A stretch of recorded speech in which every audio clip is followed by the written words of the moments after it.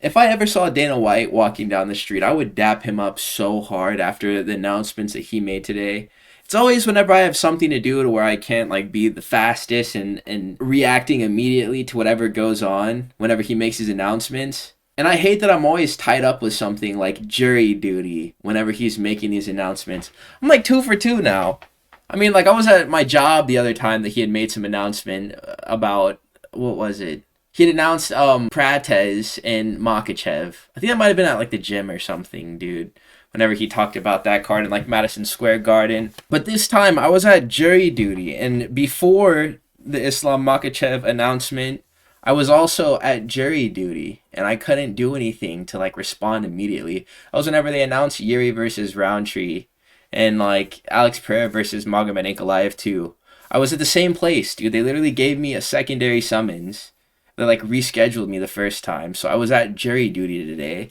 Dana White gets on Instagram Live and he's, "What's up, fight fans?" And he just gives us some real knowledge, bro. And he gives us absolute banger matchups for UFC 323. And we got a few additions to UFC 322 as well.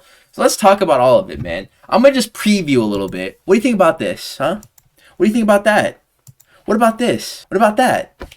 And we got some other matchups too. So, I mean, dude, we're going to talk about all of it, man. We're going to talk about all of it. I'm excited for all of these fights, dude. I hope that you didn't watch too much content before I'm able to post this video so that this is still like fresh.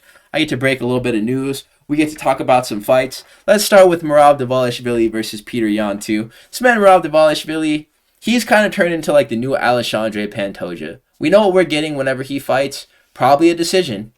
It's going to be a masterclass. He might sub the guy, but it's probably going to be a decision.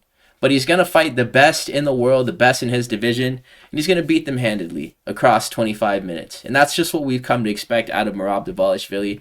He's getting a rematch against Peter Yan. Peter Yan is talking like, Alex, this is kind of like the new thing for these contenders to be like, you know, in the first fight, I was around 40%. I was less than 50% in the first fight. But let me heal up a little bit. Me off even just 10 more percent. That's going to be all the difference in this fight. Merab Dvalishvili, he put on an absolute crotch-sniffing masterclass against Peter Yan. This fight is what made MMA Guru popular. Whenever he crashed out on Merab Dvalishvili, started calling him like Aljamain's butt buddy and stuff, and started doing like the accent, calling him like insulting his country. I remember watching that recap. I was like driving home from work in college, and here we are, man, years later, looking at the same matchup about to go down. How do you guys think this is going to go? I want to honestly hear your guys' opinion in the comments. My opinion on this, though, is that it's just going to be more of the same. I mean, yeah, Peter Yan is probably going to be in a different place than he was in the first matchup. That may make this fight a bit more competitive.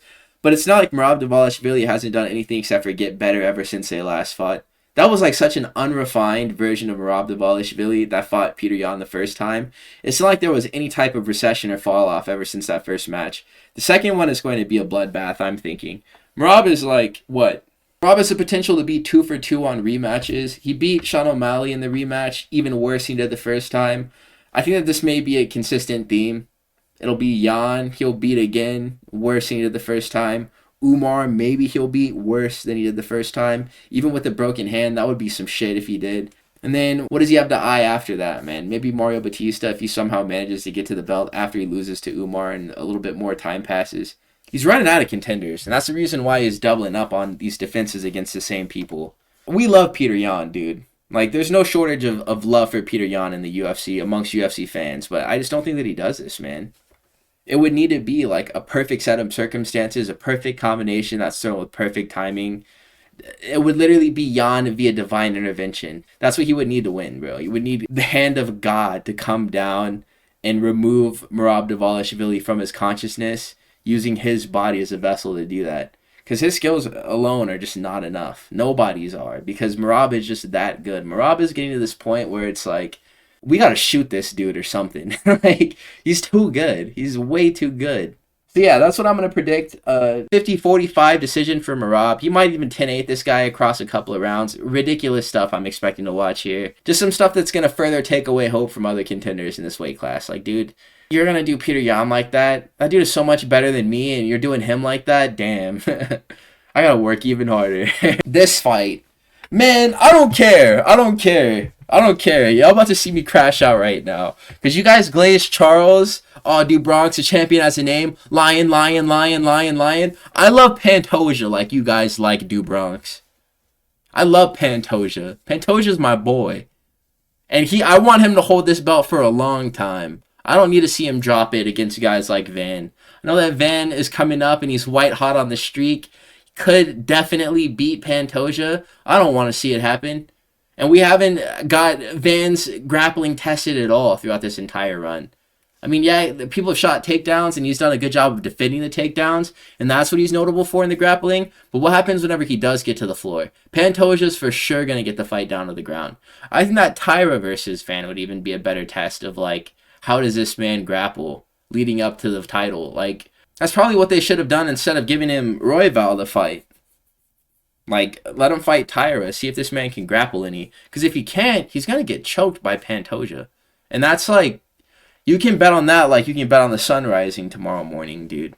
And I think that that's exactly what's going to go down here. Pantoja's just a different animal. In all facets of MMA, he's so good at mixing the martial arts. This dude will do anything to win. He looks like he's dog tired in 5 minutes of fighting and then trudges on to win these brutal decisions where he has to grind and dig super deep. That's what we know and love him for. That's what I know and love him for. I'm not sure how you guys feel about Pantoja. That's my boy.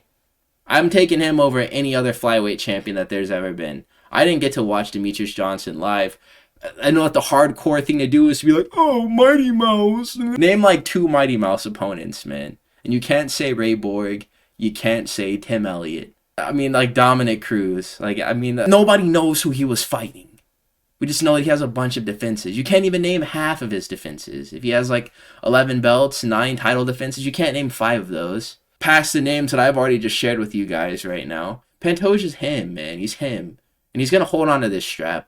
How many times has there been guys who are like, oh, well, he could do this. That's what people were saying about Kai Kara-France last time. You know, he's dangerous on the feet. Kai Kara-France, he has the style, and then he just gets choked. It's what it's going to be. It's an inevitability. This man is like Thanos of the 125-pound mantle. Give me that Pantoja round 2 submission. I'm going to go with Pantoja getting early or middle round submission. This fight isn't going to get dragged deep. I don't think so, man. I think it's going to be one of the first 3 rounds. Pantoja is going to completely control on the ground. It's going to look bad for Joshua Van. I can see this being like a Diego Lopez versus Gian Silva type deal, where Van somehow ends up in mount and he just can't escape and takes a bunch of damage there. All of the win in his sales is gone as soon as that goes down. And then he just gets dealt with, however Pantoja wants from there. I know a lot of the dudes in like my TikTok following who have found my YouTube channel from that, or whenever I cut this up and make shorts, if I do choose this part of the video for the excerpt, they're gonna be like, no, you don't know what you're talking about. But like, dude, Pantoja for the win. This fight I'm less interested in. Jan Blachowicz is getting old. I think that him versus Walker would have been a cooler fight. Johnny Walker versus Jan Blachowicz, since he called for it. I mean, Bogdan Guskov, he seems like he's on like a one-way trajectory upward in this division. I think he's going to win this fight. This is going to be like a passing of the torch from the old guard to like the young bucks, the young blood coming up. Bogdan Guskov, he's the future of 205, I believe. He's pretty good, man. And that could just be because Nikita Krylov made a really weird decision to turn around against a power puncher like Guskov after getting knocked out by Dominic Reyes, but that win still means something to me. It's not like this was like his 4th time in a row consecutively getting knocked out. Nikita Krylov had only been chinned once before then. Yeah, it was like less than 3 months in between the first time that it happened and the second time that it happened, but lesser opponents have been beaten by Nikita Krylov with the grappling or even in the striking before. If you do get that win, that means that you are something at the very least in this division. Jan Blachowicz is a really good win in that too. And Carlos Orberg showed that there's a way to beat that guy without having like a crazy war with him. Alex Pereira versus Jan Blachowicz wasn't like the fight that I thought it was going to be either. Bogdan Guskov likely wins this fight, and then he gets a big jump from 11 all the way up to 4. This is just kind of the nature of things, man. You've been up at the top of the division for a little bit. They're going to feed you to a younger fighter. And I don't think that Jan Blachowicz is going to have any answers for what Bogdan Guskov is going to be cooking up for him here. This is a really weird fight. I mean, on paper though, it should be winnable for Henry Cejudo. It's funny how much like higher they have to push the P&G of Henry Cejudo next to like the same scale of Peyton Talbott to make it so that they're the same height. Look at the waistbands and like the difference in the height between the waistbands of Henry Cejudo and Peyton Talbott. Henry Cejudo is just he's short. That's what I'm trying to say. And it's funny because we've seen the evolution of bantamweights and they've only been getting taller. And Henry Cejudo, it's like he's shrinking, man. I don't know. That torso is just, it's comedically small. But that's not what we're here to talk about. The skill sets of both of these fighters. Peyton Talbott, clearly been working on his grappling. Henry Cejudo seems like he's a very ineffective MMA grappler. Lately, at least, just because he's been fighting like the best of the best in the division. We could say. Song Yadong was just kind of like a one-off, like, I don't even want to say a one-off, because, I mean, Song Yadong just beat this dude up. And yeah, it was like a no contest due to the eye poke, but I saw what I needed to see before then, and I didn't like it. Henry Cejudo was getting torched on the feet by Song Yadong. I want to still believe in him, though. How old is Henry Cejudo? My dog is 38, though, so I mean, that's another thing that's really scary. Peyton Talbott is very explosive in the striking. Henry Cejudo is losing that quick twitch. I don't know. I hate whenever these legends hang around for too long and they just start going out sad repeatedly. Henry Cejudo, he lost to Merab. He lost to Aljo before then, and then he lost to Song Yadong. This is going to be like an all-new low for him. And I know that they're just not trying to let him leave the sport without giving up that ranking properly, since he is top 10 ranked in the division. I'm sure he doesn't want to leave the UFC the way that he would have if he would have just let the Song Yadong fight be the last one that he ever had in the promotion, but you got to know when to pack it up, Unk. But dude, I want to believe in this guy so badly. Peyton Talbott, really green and inexperienced. Henry Cejudo, he's seen the mountaintops. He's been at the highest of highs in this division. He's beaten the legends. The storyline here, too, of Henry Cejudo beating Peyton Talbott would just be so lit, man. I need Henry Cejudo to hit this lick, man, like the Dickens. If he can't, then I will be upset. I'm not going to really hold my breath, but I am going to pick Henry Cejudo to win this fight. So, for better or for worse, that's going to be my decision on how this one goes. Henry Cejudo is going to wrestle. Peyton Talbott was able to stick it to Felipe Lima, and that was in part due to a size advantage, which he will share over Henry Cejudo. I think that Henry Cejudo is just so much technically better in the grappling than Felipe Lima, to where he still will be able to get the fight to the ground against Peyton Talbott. All right, next on the same card, we have Brandon Moreno versus Tatsuro Taira. Tatsuro Taira is going to win this. I mean, dude, it's like, this is such a crazy matchup because I could totally see Brandon Moreno putting hands on Tatsuro Taira and schooling him on the feet. But Tatsuro Taira, one thing that I've learned and talked about as a part of like his fighting style, he's going to get that fight to the ground. At least one time, he's going to get the fight to the ground. He's going to take your back. What are you going to do from there? Brandon Moreno has shown the ability to scramble out of bad positions. Like whenever a fighter does have his back, he's able to get out of those positions and like get back to the stand-up. But will he be able to do it against Tatsuro Taira without making a mistake and get himself caught into a sub? Because this could be a very short night at the office for Tatsuro Taira. It's the same thing whenever he fights. Because like I said before, no matter what, this man is going to get the fight to the ground. I have no idea what these betting odds would look like between Brandon Moreno and Tatsuro Taira. My first inclination is to lean Taira here. I think that his path to the title is more sound and secured than Joshua Van's is. And that's just taking in consideration both of their skill sets. Joshua Van has the striking. Tatsuro Taira has the wrestling. And you need the wrestling and the jiu-jitsu in order to become champion of this division because of the fighter that Pantoja is. You're not beating him on just striking alone. So that's the test here, is for Tatsuro Taira to improve his boxing or kickboxing to the point where it works well with his wrestling and jiu-jitsu, which he seems to have down already. I think that he has a good run at beating Brandon Moreno. And if he does, then he's for sure next up for the title. They're grooming him to be the next contender. If Moreno does beat Tatsuro Taira, then, I mean, Brandon Moreno would be a good first title defense for Van if he does win, but we're kind of hard-locked into the landscape of this division from 2020 through 2023 if Brandon Moreno wins and Pantoja wins. So I think the best outcomes is going to be Pantoja winning if Tatsuro Taira beats Brandon Moreno, and then Brandon Moreno winning if Joshua Van beats Pantoja.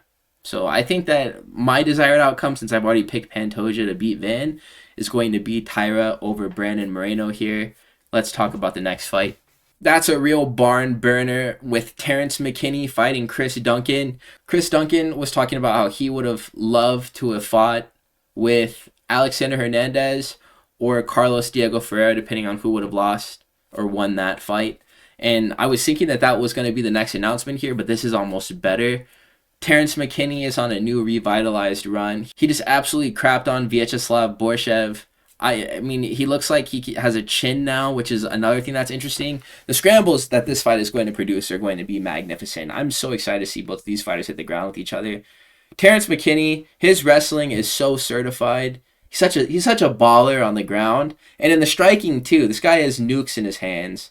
He just has been pacing himself to not burn out and to not put himself in positions where he can get chinned. But, I mean, dude, we know what type of action potential that this guy has in his fists. The same thing goes for Chris Duncan. This guy, it's not like he's hitting particularly softly in the cage, and his grappling, again, is certified. This is 50-50 for me, because I've always believed in Chris Duncan ever since the Blachowicz fight. I shouldn't say that I've always believed in him, because I thought that Blachowicz was going to win that fight, but this is what I'm thinking that the Blachowicz fight would have been like if Blachowicz was actually like a quality fighter and couldn't just strike pretty well. Terrence McKinney has about the same power in his fist as Blachowicz, but he has the wrestling and the jiu-jitsu and the cardio too. So I think that he's going to be able to get this one done. They're both probably going to drag each other into deep waters, but there's going to be a finish in this fight, and I think that that's pretty much guaranteed. I'm super excited to see the way that this one goes. I'm riding with my boy Terrence McKinney. Let's talk about the next one. And that's going to take us into the next fight. Manuel Torres is going to get his shot at the rankings versus number 14, Grant Dawson. Grant Dawson, I think that he's done, man. Not like done permanently, as in like his career is over or anything like that, but I don't think that he beats Manuel Torres. Manuel Torres, this is a guy who struggles against fighters with like range advantages over him. And yeah, I'm saying that due to one fight against Ignacio Bahamundes, but I've never seen him look that like dejected and disheveled before on the feet. Like this man just looked like not good. Like he didn't know how to like engage. He's not good at fighting taller fighters. And I mean, like, that it's a hard thing to do, fighting a dude with, like, a stark range advantage over you, especially whenever you're not the smallest lightweight either. This guy's probably used to having reach advantages and size advantages in general over a lot of the dudes that he fights. And he's the grappler, and he's the power puncher and close, so, I mean, for that to all be flipped on his head against, like, a dude who's built like a stick bug and also has the potential to finish people with their hands, too, on the feet, and Ignacio Bahamundes being the guy that he lost to last at the Sphere, that probably threw him for a loop. We saw in his fight against Drew Dober on the bounce back that, like, he still got it, for sure.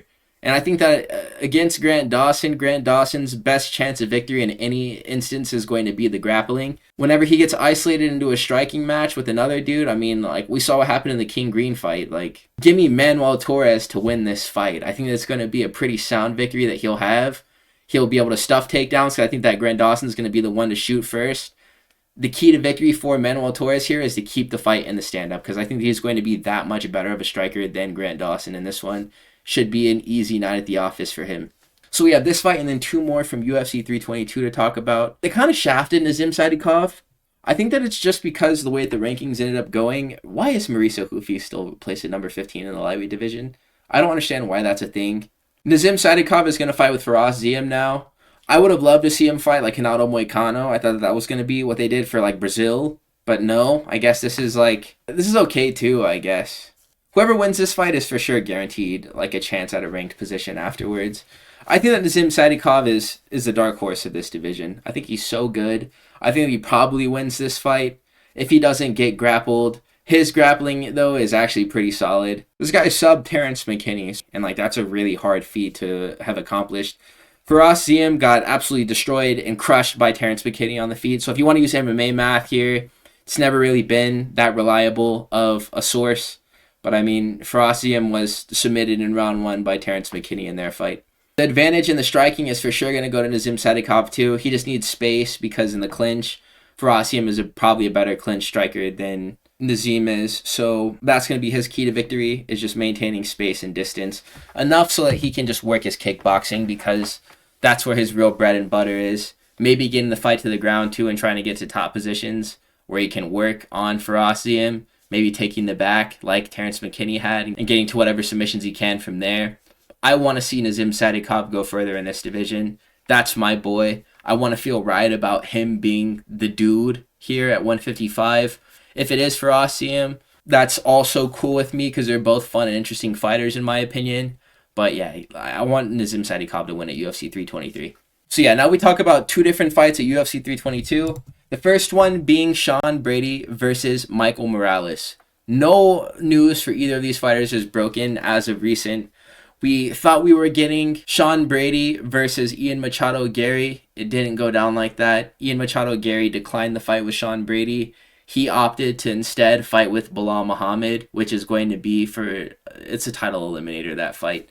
And then Sean Brady is now fighting with Michael Morales. Michael Morales is like number 7 ranked in this division. Sean Brady's like number 2 ranked. This is likely going to be a title eliminator as well. And I like that Michael Morales is in a position, since he didn't get the Leon Edwards fight or didn't get a fight with Buckley or anything like that, he's in a position now to win one fight and then to be looked at for a title afterwards. And I think that this is important for him because Michael Morales is another guy like Nazim Sadykhov who I would consider like the dark horse of his division. Nobody talks about him enough. He's very good. I think that he can knock out pretty much anyone in this weight class, but that's a test. Can he stop the grappling offense of Sean Brady? Because, dude, Sean Brady is a really wicked grappler. But another test for Sean Brady is, can he grapple a dude who is as large as Michael Morales? This is going to be a really fun, like, circus matchup almost. Because Sean Brady's, 5'9", 5'10"? And then Michael Morales is, 6'3", dude. Like, he's, ridiculously tall for this weight class. In the video that I made after he beat Gilbert Burns, and Gilbert Burns looked like a baby standing next to his father in that fight, I called Michael Morales a mutant welterweight. This dude is a mutant welterweight, man. It's ridiculous how he can even make 170. But yeah, he manages it. I have no expectations for this fight. I'm very excited to see how it unfolds. I want to see Michael Morales win this fight, but considering the grappling is there, Michael Morales is a really good wrestler with top pressure, but I wonder how he does if he ends up getting put on his back, or if his back gets taken by Sean Brady. Can he defend? His jiu-jitsu is good, I know that. I know his wrestling is good as well. And Sean Brady has been knocked out by Bilal Muhammad before, so that's another thing to weigh here. I'm going to pick Michael Morales to win this fight. And I think that he does it, maybe not soundly, but I think he'll get this one done. This is either going to be a really grindy fight where he has to catch Sean Brady after he's getting beaten for a portion of it, or he just comes out and knocks him out immediately. Those are the two ways that I see this fight going if Michael Morales does win, and I want to see him win. So that's going to take us to our last fight, which is going to be Malcolm Wellmaker versus Serhiy Sidey added to UFC 322. I personally would have liked to have seen Peyton Talbott fight with Malcolm Wellmaker. Malcolm Wellmaker isn't a spring chicken. This guy isn't 20-something. He's 35, dude. So the window is closing. The sun is setting on Malcolm Wellmaker as far as being able to turn him into a ranked contender. You got to build him up just to get him some confidence and some wins in the promotion. Since, he's up to 3. But one of those is from the Contender Series, so it's really 2 UFC wins. This is a proper test for him, I feel. A proper test. Serhiy Sidey is good, but I think that Malcolm Wellmaker is a better striker than he is. Really what they're trying to do is ease him into matchups with grapplers to where it's oh, he will shoot a takedown, but it's not guaranteed that he will choke you out if you're not the grappler that we think that you are. Which, to be fair, I never see this guy doing any type of wrestling. He's only just posting about the sparring rounds that he got in. And I'm sure that a lot of those are in the stand-up. I haven't seen this guy grapple once, man. I'm not going to lie to you. Malcolm Wellmaker has super untested grappling. That's the reason why the grapplers that they're choosing for him aren't really, the most dominant. In the event that he does get taken down to the ground, it's not like he just immediately gets shown up for not having a bag down there. That's what happened to Talbott, dude. So if that's the arc that he has to go through, is getting exposed for having no grappling and then having to get in the gym and then develop grappling and then display that, then they're just trying to rip that band-aid off fast. They should give him Ricky Simone or somebody who will take him down and smash him if he isn't a good wrestler, just so we can see if that's really what's going on here. I still want to see Malcolm Wellmaker be successful, so I will pick him to win against Serhiy Sidey. But it's starting to get a little bit spooky. I'm not going to lie to you guys.